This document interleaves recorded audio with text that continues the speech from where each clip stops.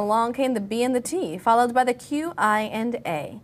LGBTQIA generally stands for lesbian, gay, bisexual, transgender, questioning or queer, intersex, and asexual.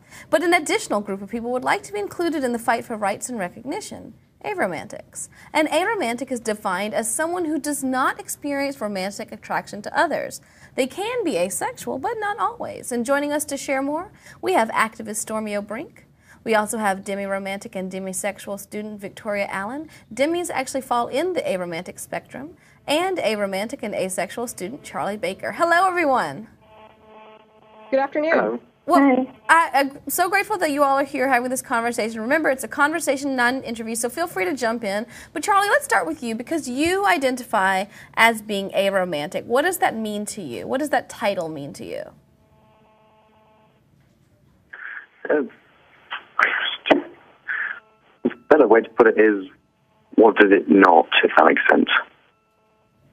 So, for most people, the way that they'll see it is they say, well, this is somebody who I am, say, sexuality, say, I'm sexually attracted to men, but not to women, or to women, not to men, whatever.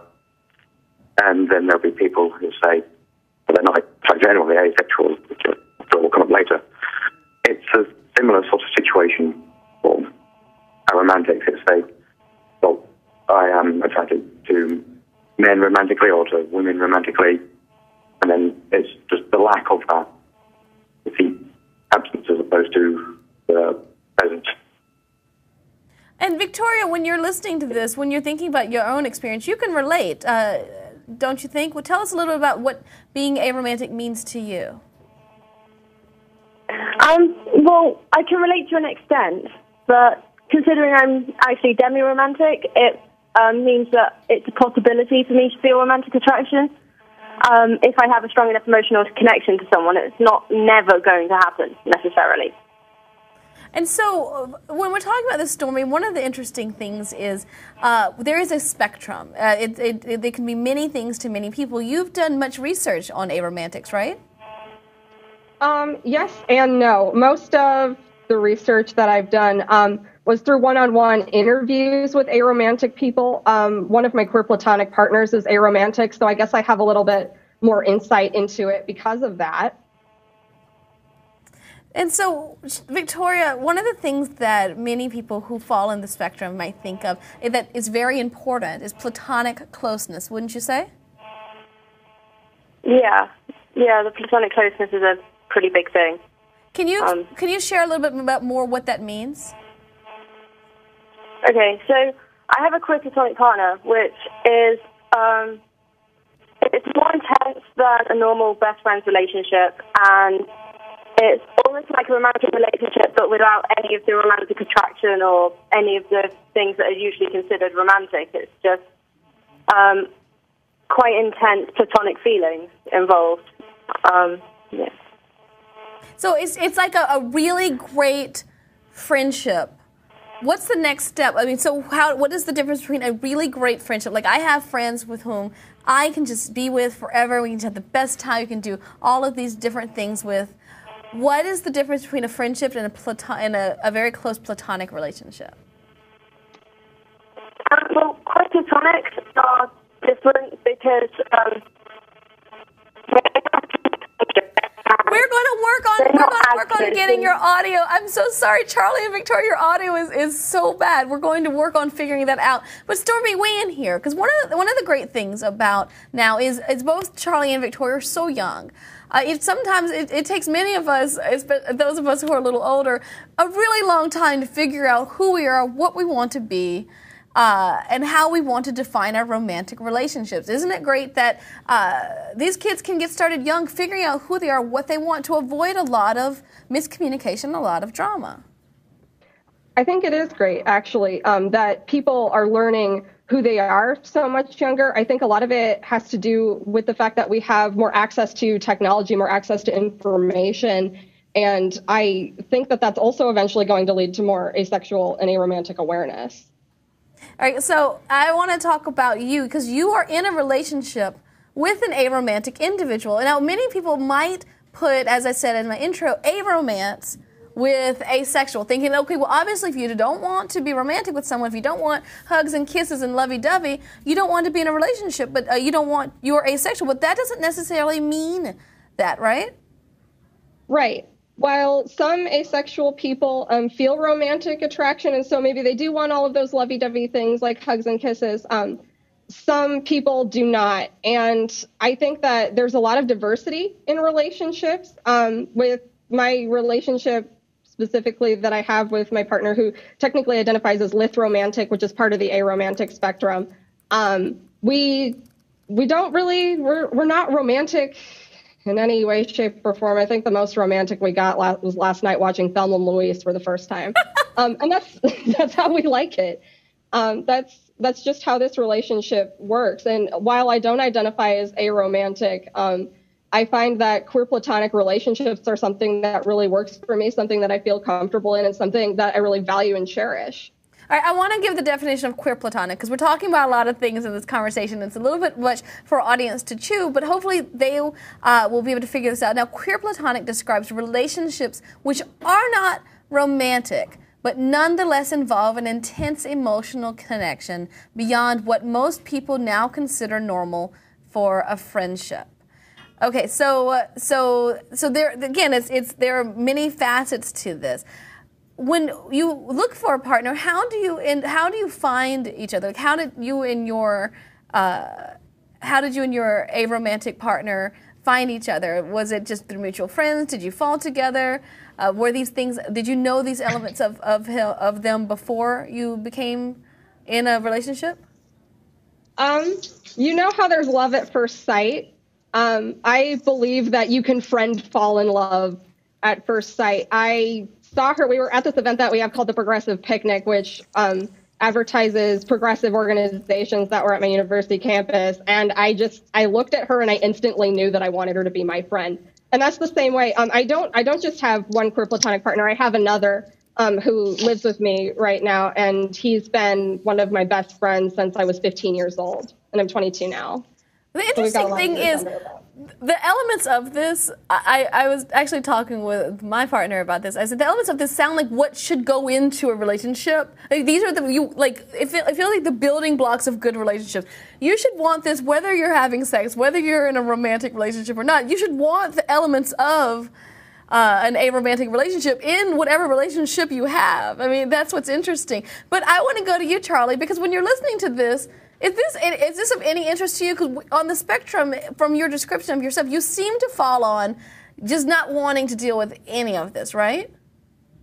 Yeah, that's correct. I can understand how people say, well, for example, the demi-romantic or sexual, it is people, if I remember correctly at least, it's people who are close, you can then develop that attraction. For me, it's just more, there's no one at all who I think I could develop that attraction for, but I can have very close friends, as say the more aromantic relationships with my friends are very close, and I believe that because of the lack of my wanting for any sort of lovey-dovey, as you put it, stuff, means that they can feel closer to me because they can trust me and not think, well, he's only doing this because he wants me to fall in love with him or whatever.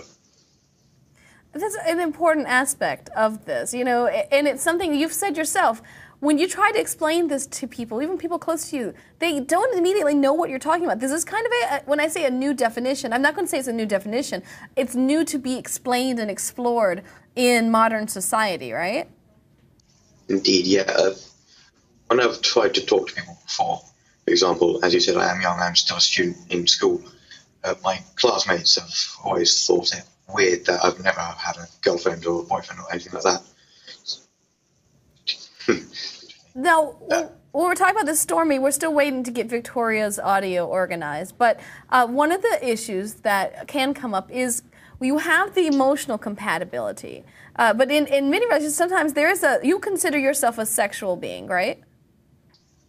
I consider what? Or no, I'm not a sexual being at all. I identify as asexual. Okay, you identify as asexual. One of your partners That's one of the good things. One of your partners, there's an emotional connection, but there is a sexual mismatch. And I guess I wouldn't say that we're mismatched sexually, because sex was just never a part of it. And I guess I don't really like to talk about the sexual aspect as much, because I feel like it's inappropriate, and I usually don't I'm not fond of when strangers ask me about the sexual aspect to my relationships, because I feel that that's very private. But I will answer the question. We just don't see sex as something that's important in this kind of relationship, because queer platonic relationships are defined so much more differently than romantic relationships. And yeah. And so when you're explaining this, I think one of the things, and I think you're absolutely right, I think it's good to set boundaries and to help other people understand to set boundaries. So moving forward, there are more fruitful conversations. So for people who see themselves in this conversation, who might be listening, or who might read your blogs, or who might find these definitions very appealing to them, how do you suggest, because you are very successful at figuring out how to have relationships, because there are people who want relationships, but they think, well, because I don't want any of that stuff that I see in the movies, I see in literature that go along with relationships, it might not be for me. Now, there are people like Charlie who they're like, I don't want anything to do with that. But then there are people who do want relationships. What is your advice for individuals who are trying to define themselves and also still have meaningful encounters with other individuals? My advice for those people, I think, would be you do you. Because I think that people get caught up in the idea that they have to follow these specific formats for relationships, and they have to adhere to all of these societal standards. But really, I don't think that we should be paying attention to any of those things. I think that we should be making our own definitions, defining ourselves. And while, yes, we do have lots of labels to help us describe ourselves to others, I think what it comes down to ultimately is, what do you have to do that makes you comfortable in whatever kind of relationship, platonic or romantic? Victoria, you definitely, I'm sure you agree. I'm glad we have you back. Making yourself comfortable in the relationship is key, correct? Yeah. And being comfortable, go ahead. Yeah, no, I would just say communication is a really, really big thing in all of that. Say what you like, say what you don't like, tell people if something's going too far. Like, my queer platonic and I were kissing for a bit, and I told him that it's getting kind of boring, can we just tone it down a bit? And we did, and it was great. So, yeah, communication is definitely a main thing. I think people should communicate more, even in romantic relationships, because there's a lot of things that go wrong in those that it looks like communication would just really help. But I think definitely when you're on a romantic and asexual spectrums is a big thing. And for you, as a demi-romantic, one of the things I think is interesting that you've said, the more you get to know someone, which in, let's say, I don't know what the exact proper terminology is, there's a big joke in typical romantic relationships, right? Where the more you get to know about a person, sometimes the less sexually interested you are, and the less interested you are in being intimate, allegedly.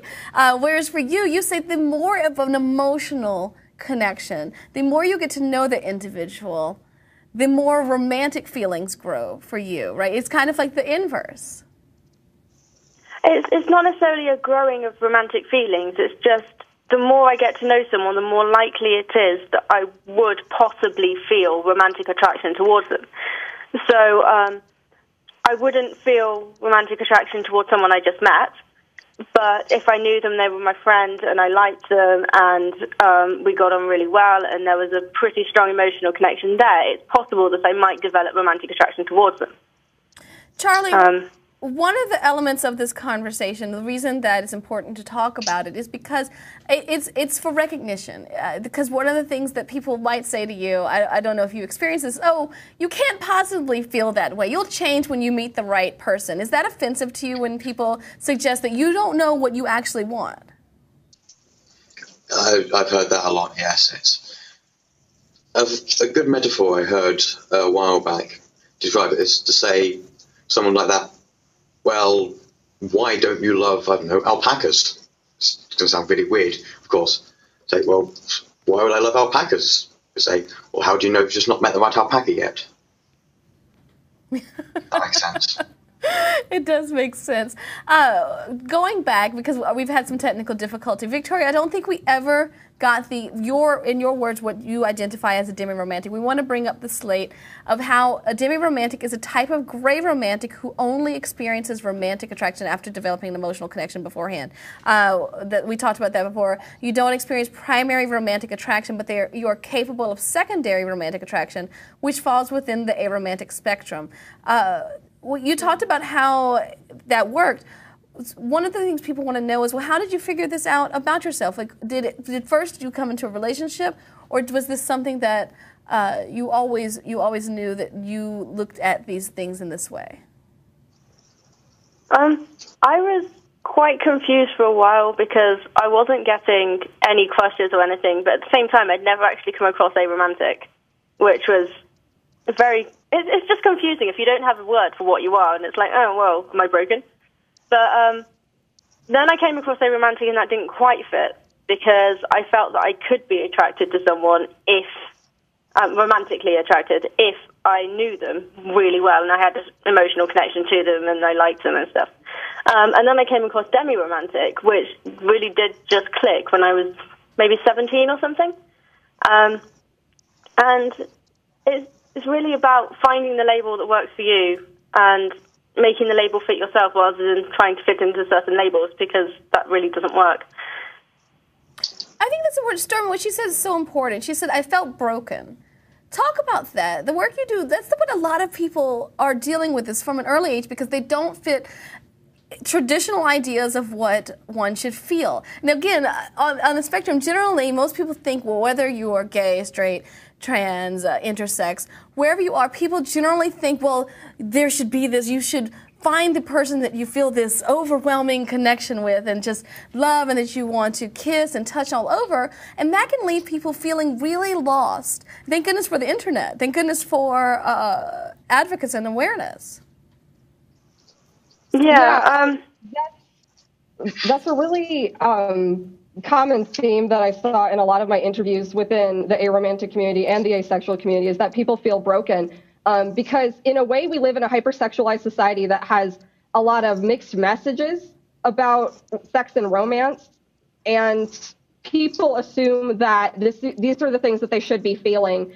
And so they go through a huge period in their life where they feel broken, or they'll try and get themselves into romantic relationships that don't work out, or they'll try and get themselves into sexual relationships that don't work out. And I think it's a miracle of the internet that people can stop feeling broken because of who they are within this community. Victoria, you're about to weigh in there. Oh, yeah. Basically what she said. Internet is a very, very good thing, and it's beeping. Is that normal? Charlie, I'm sure you agree, right? Yeah. Indeed, the internet is a wonderful thing. I've grown up with the internet. I've not known any different, of course, but I'm not very good with people in general. So this is perfect for me to be a romantic asexual, because I don't need to deal with people. Well, and we're grateful that you get to deal with people today and that you get to share this with us, because it's really important. And we're so grateful that you are able to share yourself with us so that other people can see themselves and say, you know what, I'm not broken. And they can also check out the work that you do in our resource web, which is below this video screen. Right now, I just want to say a big thank you for being here with us today on the internet. Thank you so much for being here. Now, for more information about aromanticism, check out our resource well below. And stay tuned, because as you know, the conversation always continues here at HuffPost Live.